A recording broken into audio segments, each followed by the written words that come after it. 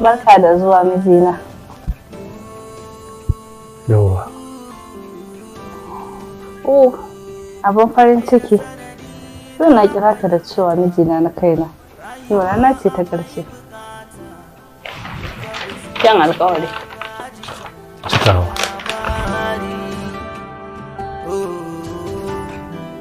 Ban gane ba. Ko dai kana buƙatar wani abu ne kafin ka yi sakin? Ba na buƙatar komai.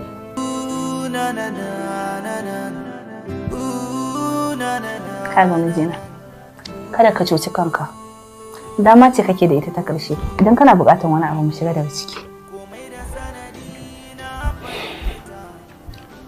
Ba na buƙatar komai illa iyaka in ce miki ki haƙuri.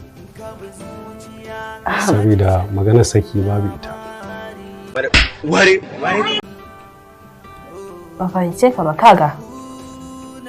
Da fa muka yi yarjejeniya da kai a police station cewa kai idan ka fito za ka rubuta min takarda.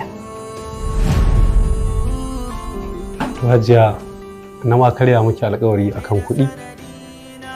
Ballantana kuma biyan buƙatar kai da kai.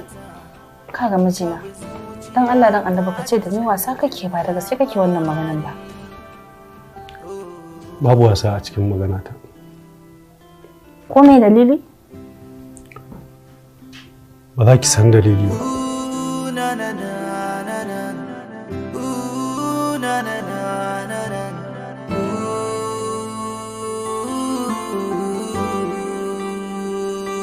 Komai da sanadi na fahimta, rayuwa akwai bukata, in ka bi zuciya ka ji can.